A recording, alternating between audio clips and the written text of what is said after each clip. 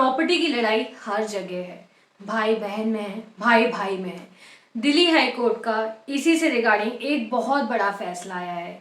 Property law, Hindu succession act 2005, gender justice, इन सब को इतने प्रॉपरली डिस्कस किया गया है दिल्ली हाई कोर्ट के द्वारा कि आपके लिए ये वर्ड एक बहुत इंपॉर्टेंट होगा अगर आप इनहेरिटेंस या फिर प्रॉपर्टी की लड़ाई में इन्वॉल्व हैं। आपके लिए ये जानना भी जरूरी है कि यहाँ पे ये केस स्टडी किस चीज के बारे में है। प्रॉपर्टी से रिलेटेड समस्याएं हर घर में चल रही हैं। सो ये दिल्ली हाई कोर्ट का ग्राउंड ब्रेकिंग रूल है, ग्राउंड ब्रेकिंग डिसीजन है एंड जजमेंट है कि अगर कोई father in state without writing any will, बिना विल लिखे अगर उनकी डेथ हो जाती है तो प्रॉपर्टी कैसे डिवाइड होगी। क्या यहाँ पे आप अपनी बहन को डिनाई कर सकते हैं प्रॉपर्टी में राइट के लिए या पार्टीशन के लिए? तो क्या है ये केस स्टडी, इसके बारे में हम जानेंगे क्योंकि ये ग्राउंड ब्रेकिंग रूल है जो दिल्ली हाई कोर्ट ने अभी रिसेंटली में इसका जजमेंट पास हुआ है। यहाँ पे ये जो जजमेंट है वो पास हुआ है ऑन 22 जुलाई 2025 में। सिविल सूट नंबर है 78/2023। ये केस स्टडी बताती है कि एक विमेन की प्रॉपर्टी में हकदारी होती है या नहीं होती है। क्या भाई उसके हक को डिनाई कर सकते हैं या नहीं कर सकते हैं। अगर ये जॉइंट प्रॉपर्टी है, एंसेस्ट्रल प्रॉपर्टी है और अनडिवाइडेड प्रॉपर्टी है, क्या बहनों का उसमें हक है या नहीं है। तो मैं आपको इसके हर एक क्वेश्चन का आंसर बहुत क्लियरली दूंगी। इस वीडियो को अंत तक देखिएगा, स्किप मत कीजिएगा। फर्स्ट, सबसे पहले यहाँ पे क्वेश्चन आता है कि अगर फादर की डेथ हो गई है और उन्होंने कोई भी विल नहीं लिखी है तो प्रॉपर्टी कैसे डिवाइड होगी अगर वो ज्वाइंट फैमिली प्रॉपर्टी है, अगर इंस्टेड उनकी डेथ हो गई है। तो कोर्ट ने यहाँ पे हर चीज को इतनी बारीकी से क्लैरिफाई किया है और इतनी बारीकी से डायरेक्शंस दिए हैं कि आपके लिए ये चीजें समझना बहुत ईजी हो जाएगा।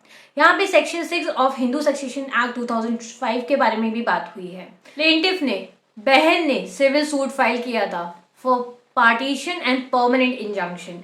पार्टीशन मतलब उसको अपनी प्रॉपर्टी में, जॉइंट फैमिली प्रॉपर्टी में हक चाहिए था। ये लड़ाई हो रही थी एक बहन और 3 भाइयों के बीच में।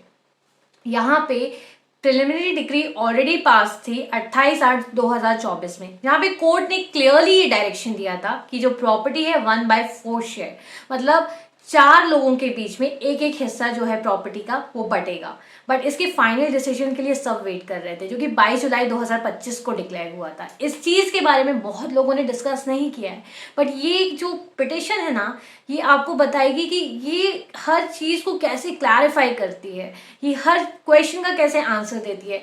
क्या एक बहन को उसकी पिता की प्रॉपर्टी में या एक बेटी को उसकी पिता की प्रॉपर्टी में हक मिल सकता है या नहीं मिल सकता है अगर वो जॉइंट फैमिली प्रॉपर्टी है या फिर जॉइंट ओनरशिप है, अनडिवाइडेड प्रॉपर्टी है। सबसे बेसिक लाइन ऑफ चीज है यहाँ पे।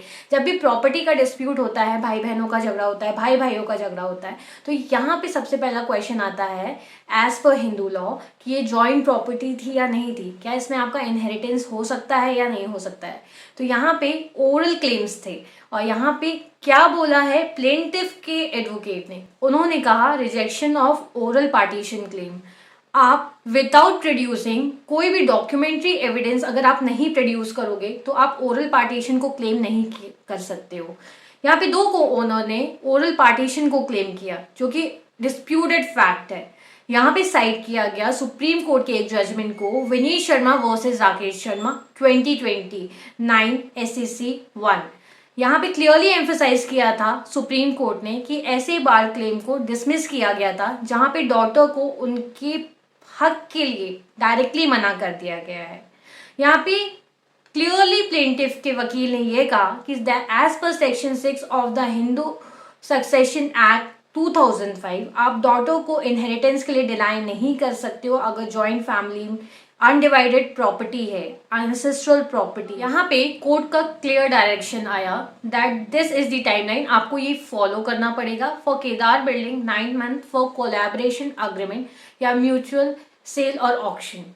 For Padmanagar building it is 6 months for collaboration, otherwise mutual sale और ऑक्शन। अगर आप इस चीज़ों को फॉलो नहीं करते हो स्टिपुलेटेड टाइम में या फिर कोई भी ऐसी चीज़ें होती हैं उनके खिलाफ एक्शंस लिए जाएंगे। और यहाँ पे सबसे चीज़ बड़ी चीज़ जो रिकॉग्नाइज की गई वो वुमेन एम्पावरमेंट की रिकॉग्नाइज की गई। हिंदू सक्सेशन एक्ट 2005 के बारे में बात किया और यहाँ पे बात हुई है, क्लियरली डिक्लेयर किया गया है कोई भी ऐसे फ्रिवलेस क्लेम्स जो हैं जहाँ पे लीगल इम्प्लीकेशंस नहीं है, ओरल क्लेम पिटिशंस है, उसके बारे में डिस्कस किया गया है। तो यहाँ पे वुमेन एम्पावरमेंट की किस तरीके से बात हुई है कि एक डॉटर का एक प्रॉपर्टी में, जॉइंट प्रॉपर्टी में राइट बनता है। हिंदू सक्सेशन एक्ट 2005 के बारे में कैसे बात हुई है, सेक्शन 6 को बहुत ब्रॉडली डिस्कस किया गया है कि अगर जॉइंट फैमिली प्रॉपर्टी है, अनडिवाइडेड प्रॉपर्टी है, तो वहाँ पे एक डॉटर का राइट है, इनहेरिटेंस राइट है।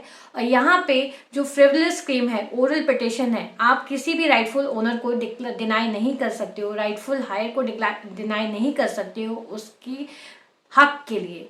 So this was the important verdict of Delhi High Court. Stay tuned with me for more such updates like this. आप मुझे Facebook एंड Instagram में फॉलो कर सकते हैं। एंड ये वीडियो आपको अच्छा लगा तो ज़्यादा से ज़्यादा शेयर कीजिएगा अपने फ्रेंड्स, फैमिली एंड रिलेटिव से। Bye everyone.